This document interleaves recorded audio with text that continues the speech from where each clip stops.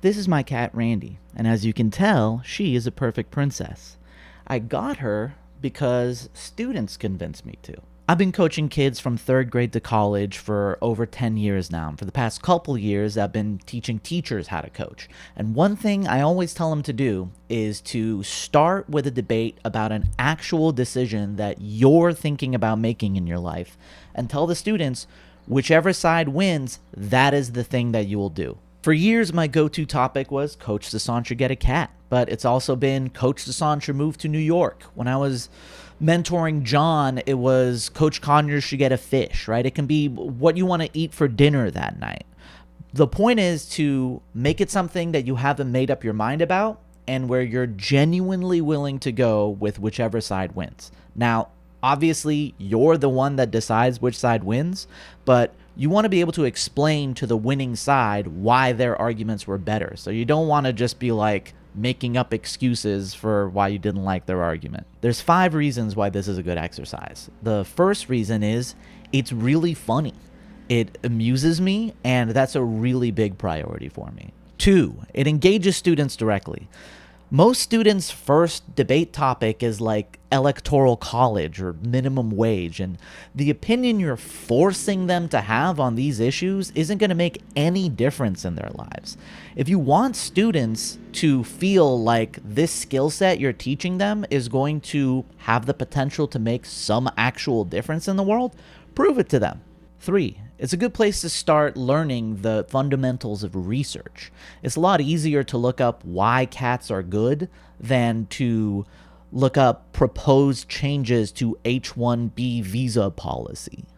4, the 3 aspects that make the strength of an argument are relevance, accuracy, and significance. And this is the perfect way for students to start debate by understanding the huge role that relevance plays in making an argument. Because the debate isn't about whether cats are good, it's about whether I should get a cat.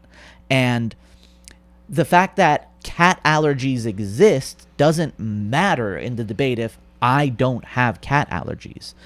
Whether cats scratch couches might matter a lot because I have a leather couch. The research is half about cats and half about your life.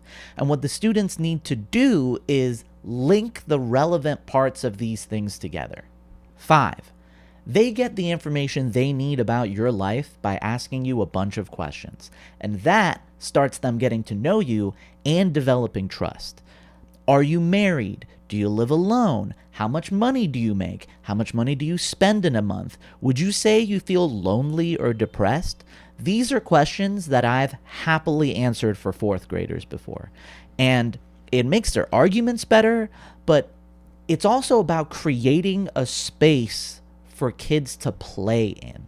Public speaking is nerve-wracking and can be deeply humiliating. Throw in debate, and now your intelligence is being criticized. Answering these questions isn't just about your students getting to know you, it's giving them permission to be comfortable around you, because the guy who lives off of cans of chili isn't going to judge them. What's funny is I had kids debate me getting a cat for a few years before the AF actually won. And there'd be these elementary school students with their eyes just lit up with excitement because they realize, like, you're serious. Like, you will get a cat if they convince you to get a cat. So they start doing all this research and they ask you a bunch of questions, and you just see them start to go like, I don't know. Like, I don't know if you're really in a place in your life right now where you're ready for this kind of responsibility. But eventually I was, they deemed, and here we are. If you're new here, we have over 150 videos on debate for coaches and for competitors, and there's more to come. Catch you next time.